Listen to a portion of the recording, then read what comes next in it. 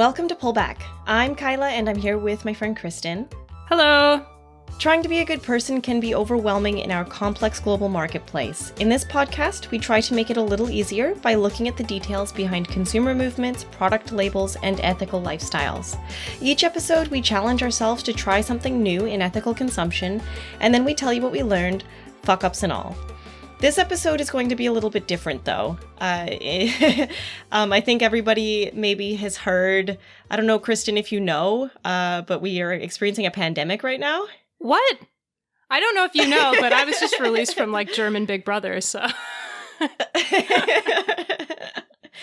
I know that we both thought it would be a good idea to maybe put out an episode about this, but everything is evolving so quickly that I had a hard time personally thinking of what to say. I feel a little bit overwhelmed. Like, what about you? Yeah. And not just because social distancing is really hard. Also, yeah, I'm worried that we're going to say something and then, I mean, even before we've finished editing, the news will have changed and then forget about people trying to listen in like weeks or months later. Yeah, so that's how I feel. And also, everything's been changing so rapidly that I had a bit of a, anxiety attack last night, honestly. Aww. You know what I mean? Yeah, I mean, it is very stressful, yeah. And it's not just me, it's everybody. Yes. So I feel like personally, when this whole thing started to really catch steam, I would say, at the end of February, it started to really pick up here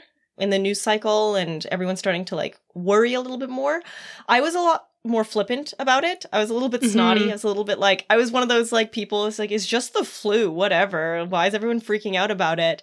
And obviously now I've come round and I'm oh, okay, I understand why it's a big deal. I understand why doctors and scientists are this is why we need to practice social distancing and why we need to shut stuff down and why we need to worry about it as a pandemic. But because I've come around to it, now I feel a lot more stressed. Yeah, it's been a big change. It really feels like Friday the 13th was sort of the day that, at least in my perspective, everything started to change. Stores started to close and people started to panic a little bit and they'd work from home. And it's really been less than a week because we're recording on, is it Wednesday? What day of the week is it? Yeah, the 18th. I've lost all sense of what time it is and what day it is. Oh, I know. I can't leave my house now, so what even is time? Yeah. And I usually feel that way, so now it's true. I every single day I wake up and there's some crazy new news. For the first week, all of the news was coming from my various jobs telling me that I would not be welcome there anymore. The film industry is shut down. So background isn't doing anything. And a lot of other people in that industry are just kind of hanging out at home wondering how they're going to pay their rent next month. And it's a bad time to be a tour guide. I can tell you that right now. Yeah, it's not the best. And that was kind of my main thing. And I had a bunch of big tours scheduled this month. So I had taken a bunch of time off of my third filler job. And then my tours got canceled. And then my filler job, which is retail, they closed down. And they announced that they would be paying everybody for the next 2 weeks of wages. But because I had taken the time off for my tour guide job, I actually am getting nothing. So that sucks. Well, it's complicated. It's not just me. It's so many other people. Yesterday was the last day that our shop was open, and all I could see all around me was anxiety. I heard somebody on the phone talking to a friend of theirs just saying, I'm waiting to get laid off. They're going to lay me off sometime in the next 2 or 3 days because I'm an events manager who manages a co-working space. Oh my God. And I was oh my gosh, I'm not even part of this conversation, and I'm stressed out for this poor woman. And I had a guy come in, and I was trying to help him find something, and he was having a full-on panic attack. He was just I just really need this book, and we didn't have it, even though it said we should. So it's just, yeah, everybody is stressed out. I don't know, are we not... I feel like we could be getting better guidance from our government. Am I wrong? No, but I do think that... I've so far been pretty comfortable with, the health advice, at least, that we've been receiving. But fair, I agree with you that there's still quite a lot of uncertainty around this, how this is going to affect people economically. And not just like the long term, like, does this plunge us into a recession or not, but also like the very practical, what happens if my hours are all cut? What happens if I get laid off, that kind of thing. But the other thing I want to add, though, is, so I've done some emergency response and I've studied emergency management as part of my dissertation. And what I can say is that this is the phase of an emergency where everything's a clusterfuck. And honestly, even the most competent officials are really just trying to keep their head above water because the situation is so fluid. There's so much change. So I know this is really hard when you're trying to like focus on those very real concerns and uncertainties, but everything will look a little bit less chaotic in a week. That's not to say that the government will actually handle the concerns in the ideal way. They may not, but we'll at least have more certainty and everything will be a little bit less confusing in a week. I mean, honestly, the sun came out today and I went for a walk and I feel better. Like last night we got the news that the shops were closing and then I still had to go work my shift. And every time somebody finished their shift, over the radio, it was just like, well, goodbye, I guess. Like, I don't know when I'm going to see you guys again. So I think that added to the stress. And then on the way home, one of my younger coworkers, she was like, Kyla, I'm scared. And I was like, we shouldn't be scared. But also like, fear is almost more contagious than the virus. No, it's really true. And I think it's a really useful perspective to have because a lot of people are definitely, my Twitter feed is all sort of people working from home and they have like particular pressures too. But I think it's important to remember the variety of situations there are out there. People that have had their hours cut back, people that own small businesses that don't know how they're going to continue keeping them. Even sort of like the gig workers that are working way more hours than they've worked before and are afraid of contracting the virus because they're out there working for low pay and delivering the stuff that we're ordering online now. Yeah, like it doesn't really matter who you are. This is really affecting everybody and causing mass social stress. Yes, so I'm in the middle of moving, which is not a pandemic is not the ideal time to be arranging a move from one city to another. And I very nearly had my train canceled. Fortunately, I found out that the cancellation started the next day, but the website was not super clear and I had about a minute and a half where I was just sort of like panicking, but it all worked out.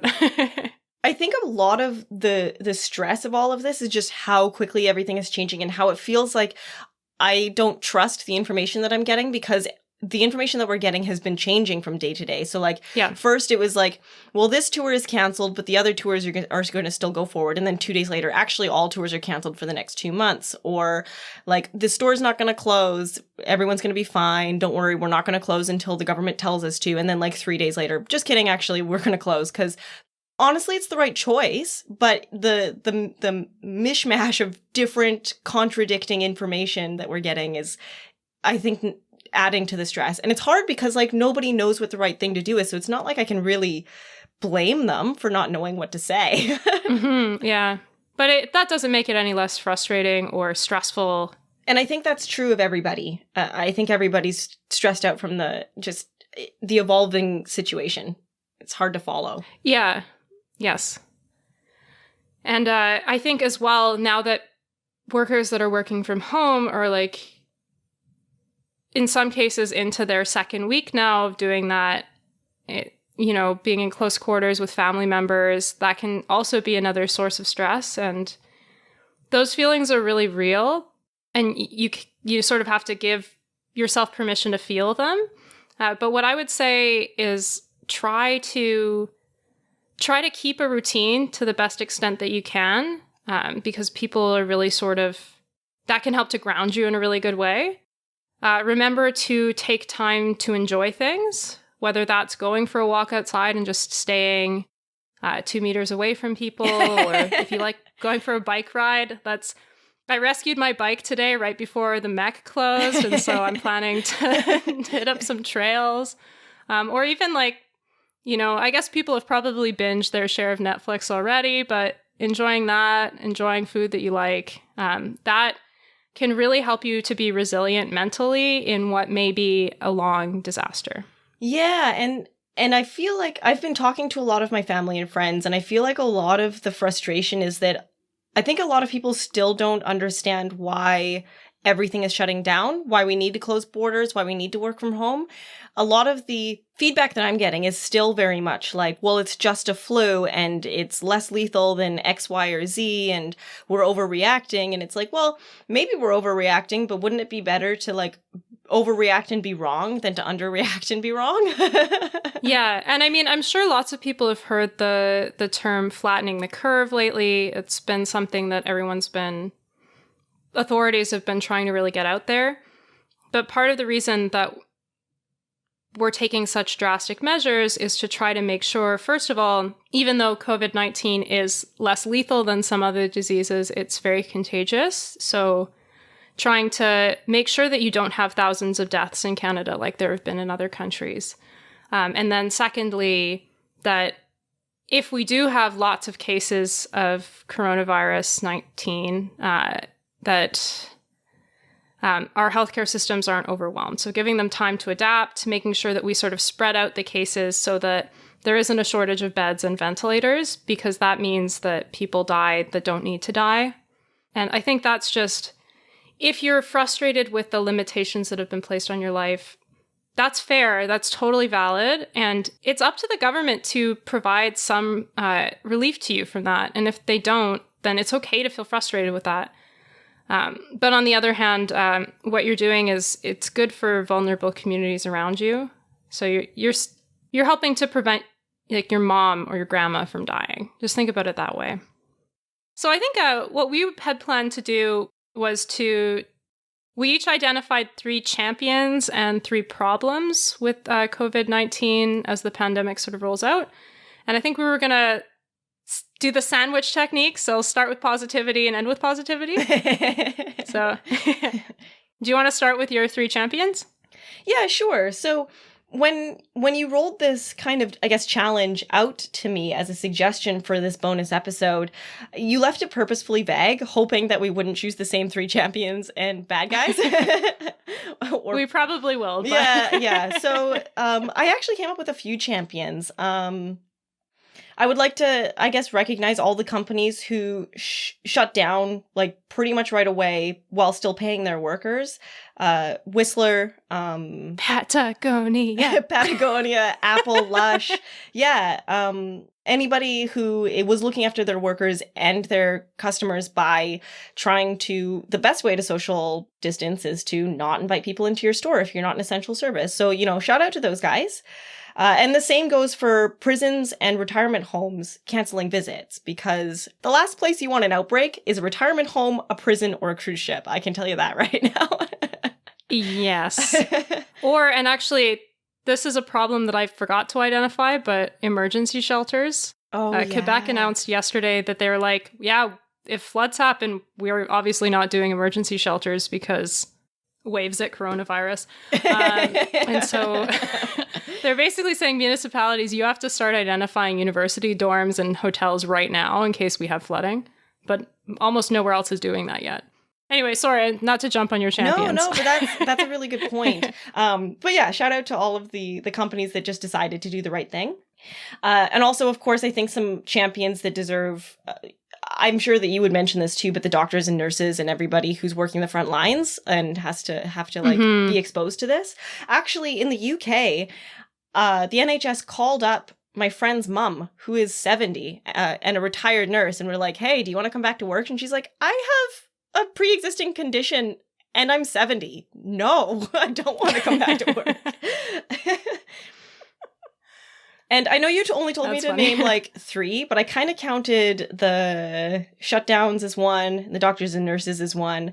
And then I actually have 2 more. I'm cheating. But I knew you would No really worries. like one of them. So the third one that I identified was that global travel shutting down and industry shutting down is like really good for climate change, unless industry springs back in like the most aggressive way possible when this all dies down, and then it undoes all of the good. But I'm sure everyone has seen like the memes of the Venice canals looking clear for the first time in ages. And although China has ramped down environmental protections to stimulate growth. So they're I knew that basically was going to producing more happen. coal now. Yeah. So in Italy, it's good. But in China, they're kind of offsetting the good that was previously done.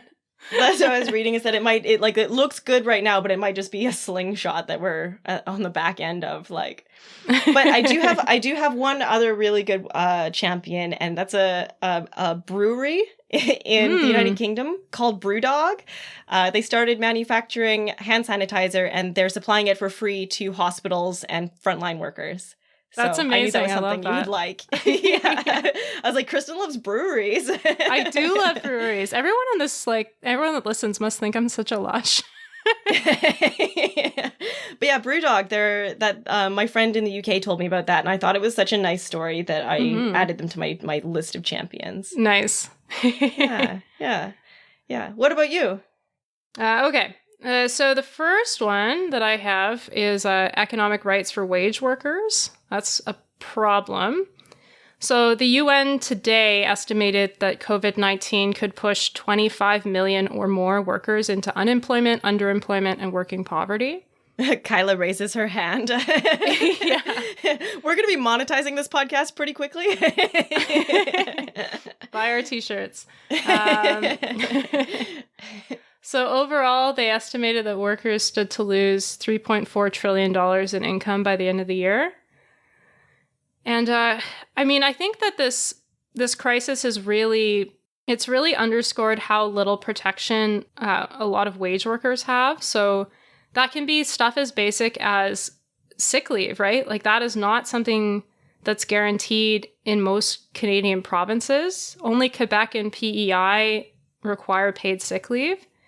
And so a lot of workers that contract COVID-19 either have to make a really difficult choice of, do I go to work while I'm sick and potentially kill people if work from home isn't an option? Or do I stay home and potentially not be able to pay my rent, get evicted maybe, not be able to feed my family, which is, that's just a really tough choice to have to make. And if you think that that's not very many people, I want to underscore, so there was research that the Toronto Star did recently that found just 20% of the work leave that's taken by low-wage earners in Toronto is paid. So that's a really significant problem.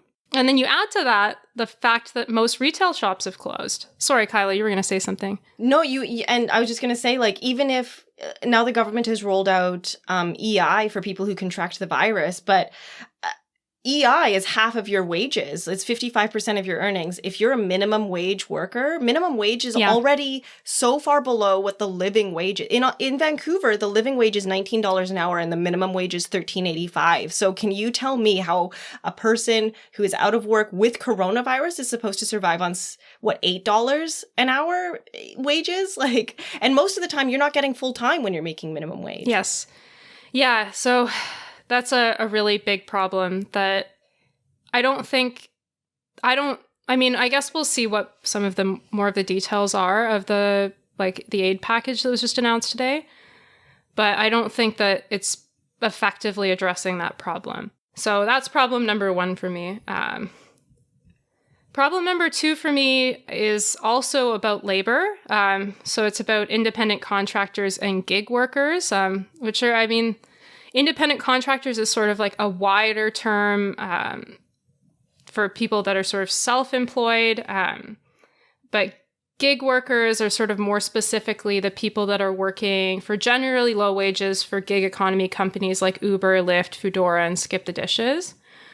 And what I think is really interesting about COVID-19 is that it's underscored at the same time how essential these workers are, but also how very little protection we in society give them.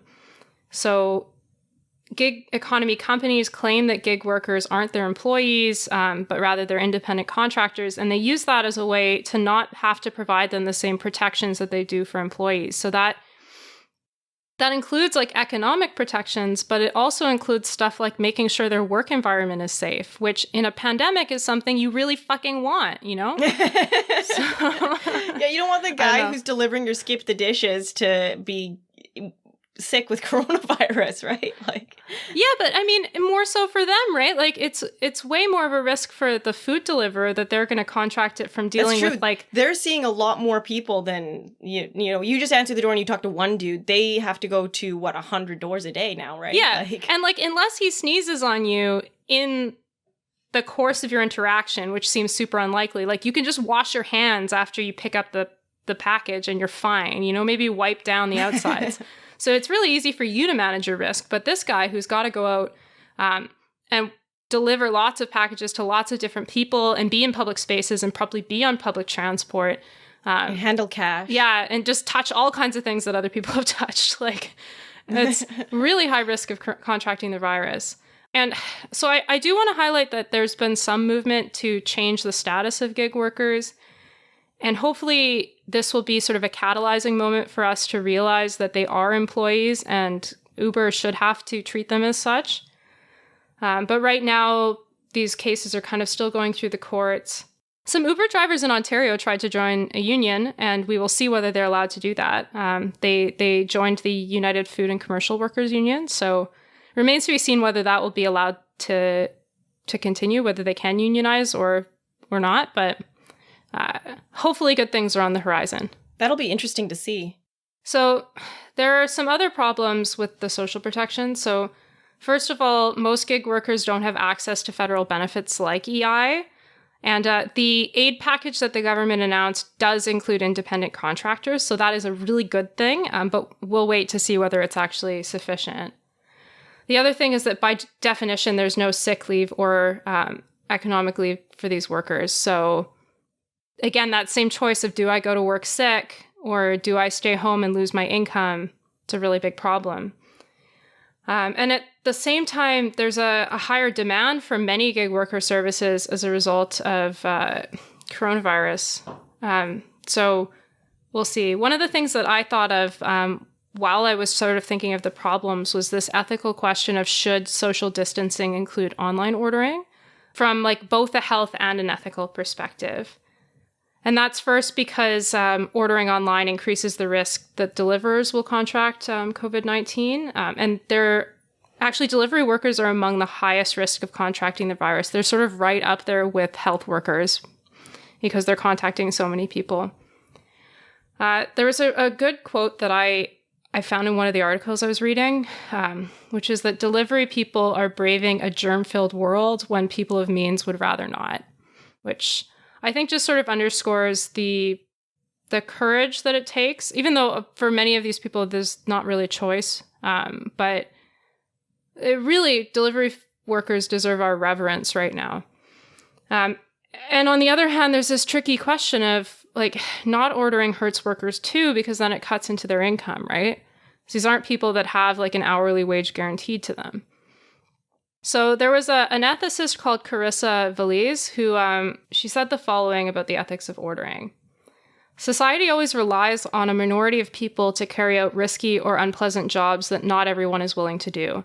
To be ethical, ideally, those people should be paid more than others who have more comfortable jobs. And obviously, that's not how our society is structured right now. And I think part of what we owe to gig economy workers right now is just to think about that a little more and to carry that idea forward when the pandemic is over into how we approach workers' protections. So having said that, so there's this really good Guardian article that talks about the ethics of ordering online during the pandemic. And for part of it, they interviewed actual couriers to see what they thought. And one of them said whether or not you order won't change the calculus for workers who have no choice but to do it either way. So the best you can do is be considerate, it's kind of obvious, but I liked the reframing of the question. It's not should you order online or not. It's, just be a nice person. So generally, what does that mean in terms of ordering online during COVID? The first one is just treat couriers kindly, which you should always do, but especially now. So be patient with delays because they're under pressure more than ever, and leave a good rating. Secondly, tip well, especially well. You should always tip well, but especially now tip well. and tip electronically if that's possible, because that'll reduce one way that the virus could be transmitted from you to them. 3, practice social distancing so it's safer for them. It also happens to be safer for you, so that works out, but mostly for them.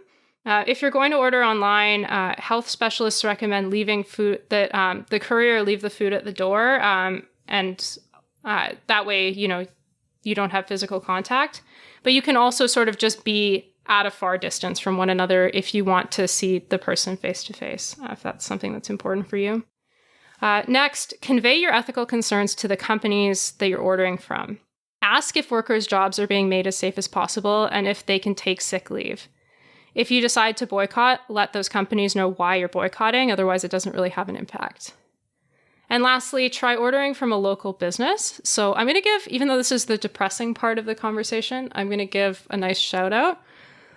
So if you live in Edmonton, there's a bookstore that's called the Glass Bookshop, and they're like a local independent bookshop that supports a lot of local artists. And although they've closed their physical stores, they are still doing deliveries in the Edmonton area. So if you need books, a really good place to order from right now, if you're in Edmonton, is the Glass Bookshop.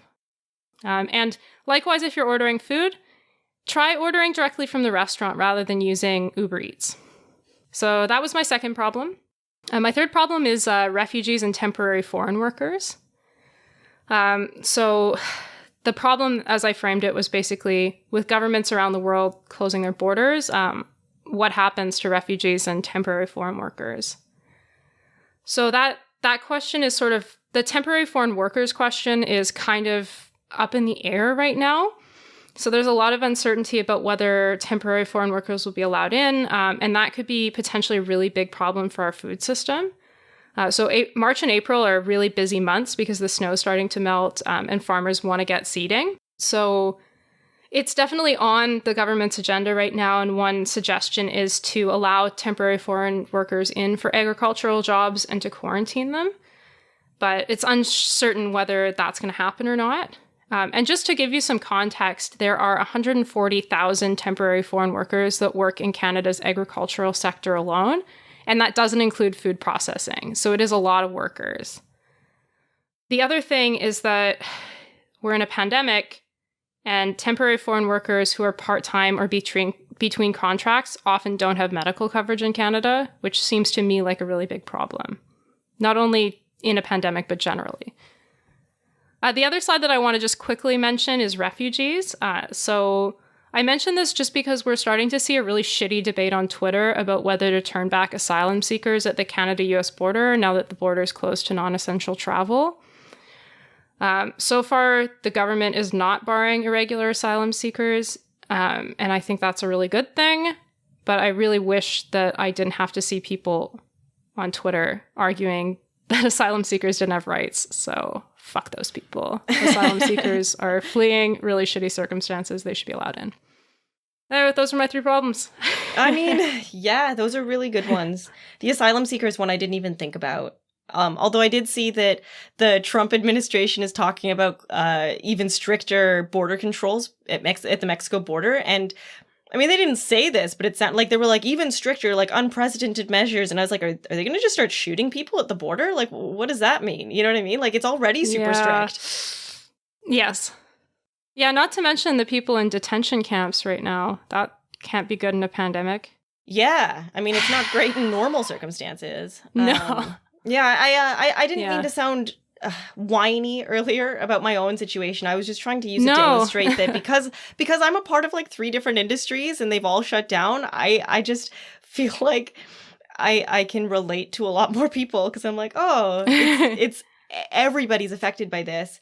And it's unprecedented, and we don't know if we're making the right choices or not, and we won't really know for at least another 6 months. Hopefully we are.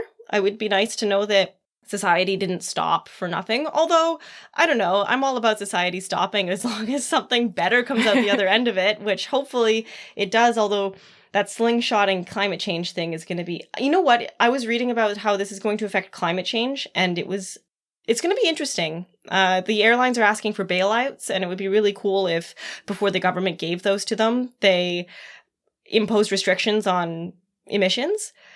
But considering most of the bailouts are going to be coming from the United States, and right now the administration doesn't like the environment. It's hard to say what's going to... Geez, I think that this could have been a good thing if someone else had been in charge when it happened. I don't know. I know, if literally not anybody a good else, thing. But not a good thing. Yeah, but... not a good thing, of course. But yeah, it could have... No, like, we don't want people to die, but like it could have led to change that we need for the climate faster than another situation, like, than nothing. You know what I mean? Like, if nothing had happened, this is basically making us look at our society and ask questions about it that we wouldn't have been doing otherwise. And if someone else had been in charge, we might have been asking better questions. I don't know if I'm phrasing that totally. right, but certainly we would have been asking better questions. Like, the questions we're asking now are like, did Trump lie about taking the COVID test? And also, he was like, I'm so obsessed. The rumors that I heard was that he was like so obsessed about keeping the reported numbers down that he was like, don't worry about testing people, because the more positive cases we have, the higher the number goes. It's like, no, man, the less you test people, the higher the number goes. Like, it's gonna happen eventually. Do you want to look like a dick now, or do you want to look like a mega dick in a week? Oh man, yeah, what a world. Yeah. So we try not to be too political, I think, on this. Like, we haven't really talked about Trump too much in our previous episodes. I just have to assume we have no Trump supporting listeners. Or if we do, you guys are welcome as well. I hope that you're learning stuff. And I'm sorry for trash talking your favorite person. Please keep listening. Maybe we'll win you over. My problems that I identified were not as thoughtful as yours, but I was also, like, busy freaking out. and I wanted to focus on the positive stories. Relatable. So my problems that I kind of identified were the same as you on the first one. Vulnerable workers have been left hanging. We'll see what this package that they announced this week is going to be like. I don't know what to expect. I would like to be pleasantly surprised. I'm not going in pessimistic, but man, it would be great if they would just announce like, oh, rent is on pause. I would also love that. Although I did see something about the banks like deferring mortgage payments for the next 6 months. I don't think that that's going to be applicable for renters or for student loans. So I think it's indicative of how, like, we have a government that has a ministry for middle-class prosperity, not for reducing poverty. And I think you see that in their policies. So yeah, which is why I'm really concerned about this package that they announced. Yeah. I was like, great, I'm sure that it's going to be really good for middle-class working families and not for anybody else. But we'll see, Yeah, the Canada Child Benefit, woof. They've expanded that for reasons that I don't really understand. But I guess it is slightly more expensive to have your kids at home than in school, I guess. I don't know. Yeah, as two people without kids, I don't really want to comment too negatively on that. I'm sure that a lot of people are really grateful for it, but as somebody who's just lost 3 jobs, I can only really feel for the gig workers and the contractors and the retail workers who are just like, who rely on an hourly wage, who are no longer working. So yeah, where's the package for them? We'll see. I don't want to be too negative because maybe tomorrow it'll be amazing and I'll look like a naysayer. So we'll see. So that was my number 1. My number 2 was the media frenzy around this, I think, is causing more stress than is necessary. On the other hand, maybe it's made us act faster and it's mitigated a lot of deaths. I guess I wouldn't really know without interdimensional goggles to look at the universe where we didn't freak out. But well, we are in the dumbest timeline, so. How do you feel about how the media's handled this? I think it depends on what outlets you watch. So I watch CBC almost exclusively, and I have thought their coverage was fine. Yeah, they're pushing the sort of, I mean, they're really just magnifying the like public message, which the message of public authorities, which is we want you to stay home as much as possible. But I haven't seen them sensationalizing things too much personally, but I know that other outlets do things differently. And even probably local outlets of CBC have like other different coverage. I feel like anybody who gets their news exclusively from Twitter or Facebook probably is seeing some sensational. But you know what my problem is that like the information on this has been changing so rapidly that I don't really know who I trust the CBC, but the other news that I'm getting, I don't know, And then the third problem that I identified was like stockpiling. Stop it. Yeah, hoarders, what the fuck are you doing? Toilet paper, guys. I mean, I was reading an interesting article on a psychology website that was basically like people, when they feel like they've lost control over their lives, it's a stockpiling essential goods is a way to feel like you're taking the power back in your own life. But also, like, guys, leave some toilet paper for the rest of us. No kidding. Also, I've been hearing stuff about like people stockpiling guns, and I really feel like there's a small segment of the population. So I think most people are hoarding toilet paper just because like they don't know what's going to happen. They don't want to be without, which you still shouldn't do, but that at least is reasonable rationale, I guess. But there's also seems to be a small segment that just thinks society's disappearing and that they're going to have guns. And I don't know. Speaking as like a woman, like I'm all in for society because life gets shitty when rules go away. So yeah, for us anyways. Yeah. I'm petite. I don't know if I'd be able to take anyone on in hand-to-hand combat in an apocalyptic scenario. Yeah, exactly. And I'm not going to stockpile guns. Plus, have I've you learned shot a to gun? rely It's on my scary. tap water and yeah, also that I haven't. No, I'm a creature of comfort. I mean, as much as I would love for things to change and improve, especially in regards to climate change, I don't actually want anarchy. Absolutely, yeah. So what positives do you have? So, I have 3 champions. My positives are, first of all, healthcare workers and healthcare retirees. So something similar to what you found. Obviously healthcare workers are the front lines of the pandemic and they deserve our gratitude. But there's also a number of health professionals that have retired that are volunteering surge capacity. So I guess that's happening in the UK as well. But across a lot of Canadian provinces, they're bringing nurses and doctors out of retirement. So, Ontario, there are 3,000 licensed nurses that had been in retirement that are working the telehealth information line now. So they rock. Thank you. You didn't have to do this, and you did. Provinces are sort of working to help this as well, because partly, like, if you've been retired, you might not have a current license. So they're working to kind of like speed up the process of making sure everybody's licensed so they can provide healthcare safely, but also so that you have like that surge manpower that you need. So that was my first one. I think that's great. Similar to yours, my second one is frontline service workers, including gig workers. So thank you, clerks at the grocery store that make sure that I can get fed. Thank you, pharmacists that are giving people drugs. Thank you, warehouse workers that we don't see, but we know you're doing lots of hours and Amazon isn't treating you super well, or other companies. Thank you, couriers, and thank you, taxi drivers. And I'm sure I'm missing some essential frontline service workers, but y'all Cleaners. rock. Also people that are keeping cleaners, people that keep our utilities running. Thank you. I love having electricity. I was thinking about that when I was taking a shower today. I was like, thank you. Thank you to everybody who is keeping the power and the water running. I really appreciate that. Amazing. Thank you. The last champion that I have is trust and social solidarity, which isn't so much a champion as it is like an abstract set of concepts, but they're important. And the thing I want to highlight for this one is that I saw a poll that was done by the Angus Reid Institute today, and it found that Canadians have actually, so first of all, they've become a lot more concerned about COVID-19 since early March. So the percentage of Canadians that see the coronavirus pandemic as a serious threat increased by 26% between March 5th and March 13th. So hey, I'm in that basically number. In a that week. Was me. Yeah, that was me too, for sure. So as of last Friday, 68% see it as a serious threat. I would guess it's even higher now, but I don't know. And the interesting thing that this poll found is that as public concern has increased, public trust in institutions and government has also increased, which I think is great.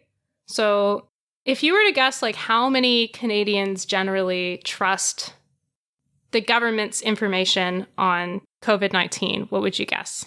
70%. That's pretty close, yeah. So trust in information from the federal government is 67%, and that's increased by 9% in a week. Trust in information from provincial governments is 73%, so slightly higher, and it's increased 12 points in a week. But trust from health and medical authorities is the highest, and it's at 87%. So, almost everybody trusts doctors, and that's good. We could have real problems if they didn't. So, good, we trust the authorities mostly. But also, there seems to have been a pretty good commitment to follow the rules and guidelines of authorities. That's definitely not everybody. Some people are trying to go to Cuba and whatnot. But it seems like most Canadians are taking this seriously. And so Toronto's medical officer of health said that within a couple hours of Ontario declaring its state of emergency, they had 96% compliance with the rules about closing bars and restaurants, which is, I think, pretty awesome. That's not a very long time to get the word out and to have people actually taking into effect a new sort of rule. And yesterday was St. Patrick's Day, which is a huge revenue driver for bars and restaurants. So good for them. Yeah, absolutely. So yeah, trust and also our ability to be good citizens. Call to action. I don't know if I have one. Do you have one? I guess just social distance. Yeah. Hug with your elbows. I donated to my local food bank last week. I just thought that they might need it in the near future. So if everybody can pick a charity, if you have anything to spare, places that are going to be hit hard that you can think of, maybe reach out to them, see if they need help. Homelessness is because it's very hard to socially isolate when you don't have a home. So donating to a food bank is good. Donating to a homeless shelter is also good. Also domestic violence shelters, because, if it's not safe to be in your house, you need to have somewhere else to go. All right, guys. Well, thank you for listening. This was supposed to be a short episode, and I think we went on, but it's a really intense subject. So if you guys have anything you want to add to let us, or you want to inform us of, or you disagree, please let us know. We are on Twitter at Pullback Podcast, or you can email us at pullbackpod@gmail.com. And we will catch you next week. We will be releasing a regular episode. This one is going to be about movies, which will hopefully be a little bit more pleasant. Although we can't actually go watch any new movies right now because they've canceled all of them. Yeah, but we did come up with fake movie plots so people can imagine that. And what better magic is that? Although the movies episode ended up being so long that probably I'm going to make that a two-parter. So, fair enough. Disappointment all around. Thanks for listening, guys. We'll catch you next time.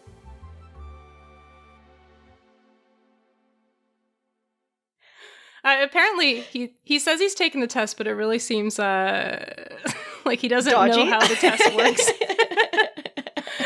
It's a little dodgy.